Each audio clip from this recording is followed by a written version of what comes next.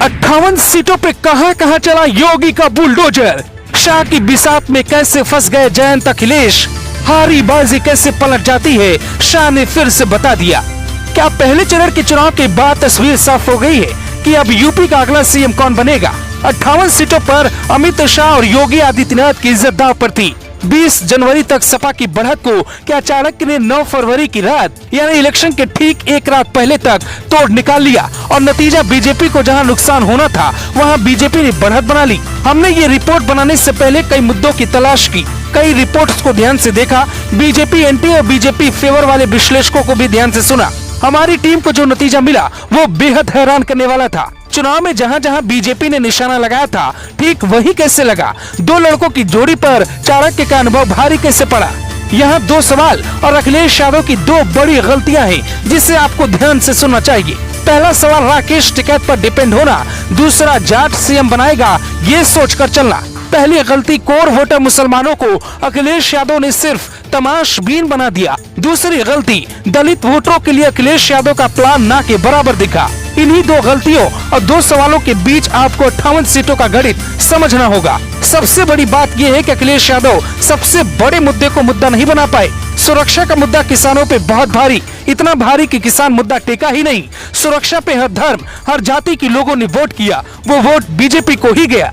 आपको 3 मिनट तक अब ध्यान से देखना होगा कि असल में पश्चिम में ऐसा क्या हुआ कि अखिलेश यादव के हाथ से चुनाव दूर हो गया। अखिलेश यादव अपना बेस वोटर मुसलमान को मान के चल रहे थे। मुस्लिम वोटरों में बहुत बंटवारा हुआ, यहाँ तक कि कुछ मुस्लिम वोट बीजेपी को भी मिला। कांग्रेस, सपा और बसपा में बंटवारा हुआ, यानी सपा का बेस वोटर तो काम नहीं आया। अब दूसरी गलती, जाटों पे ज्यादा भरोसा करना, आंख बंद करके जाटों के दम पे चुनाव लड़ना। अमित शाह का जाट नेताओं को मनाना काम कर गया और जाटों में हालात ऐसे थे कि पिता आरएलडी के साथ तो बेटा बीजेपी के साथ, यानी हर घर में जाट वोट भटक गया और बीजेपी को फायदा हो गया।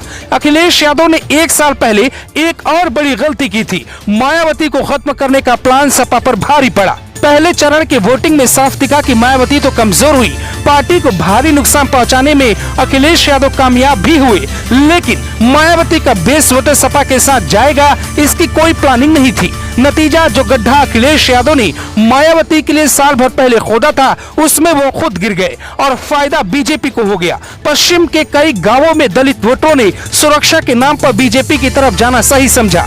यहाँ मायावती की सुस्ती और योगी की सख्ती पर दलितों को सुरक्षा का मुद्दा भाया, यानी नून रोटी खाएंगे लेकिन पश्चिम उत्तर प्रदेश में एक ऐसा नेता और ऐसी सरकार चुनेंगे ताकि सुकून से जी सके। असल में जमीन पे जो ब्लूप्रिंट अखिलेश यादव के पास था वैसा कुछ हुआ नहीं। ब्लूप्रिंट काम आया अमित शाह का, योगी का बुलडोजर सपा पे भारी दिखा। पश्चिम में हिंदू मुस्लिम दोनों को सुरक्षा चाहिए, दोनों ने बीजेपी को ही चुना। सपा नेताओं का टिकट कटने से नाराजगी में भी मुसलमान बीजेपी के साथ गया। अखिलेश का जाट के साथ अति प्रेम भारी पड़ गया, बाकी वोट छिटक गया। 58 सीटों में 20 सीटों पर अनुमान है कि हार जीत 1000 या 500 वोट से होगी। दावा किया गया कि बीजेपी का सुपड़ा साफ होगा, ऐसा किसी जिले में नहीं दिखा। मुजफ्फरनगर, शामली, बागपत को छोड़ दें तो सपा आरएलडी को निराशा हो सकती है। मेरठ, आगरा, गाजियाबाद, नोएडा, मथुरा, अलीगढ़ में बीजेपी प्लस होती दिखाई दी। इसमें 2 जिले ऐसे हैं जो क्लीन स्वीप कर सकती है, नाम अभी नहीं बता सकते। अमित शाह का अनुभव जयंत अखिलेश की नई जोड़ी पर बहुत भारी पड़ गया। जयंत चौधरी का चुनाव में वोट न देना बल्कि रैली को संबोधित करना इशारा करता है कि पहला चरण ठीक नहीं, अब दूसरे की तैयारी करो। 1 वोट की कीमत जयंत चौधरी नहीं समझ पाए, लेकिन इसी 1-1 वोट से सरकारें बदल जाती हैं। 10 फरवरी को वोटिंग के दौरान बिजनौर में भाषण देते वक्त उनकी शारीरिक भाषा भी अलग थी। यहाँ भी अखिलेश यादव की दोस्ती का फायदा जयंत को ज्यादा मिलेगा जैसे मायावती को लोकसभा में हुआ, क्योंकि मुसलमानों ने तो जाटों को वोट कर दिया, लेकिन जाटों ने मुसलमानों को वोट किया या नहीं इस पे सस्पेंस बरकरार है। यानी अखिलेश यादव को फिर से बाकी 6 चरणों के लिए प्लानिंग बनानी होगी।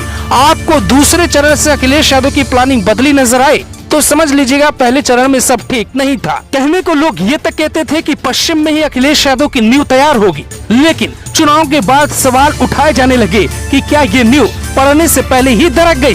Bureau report.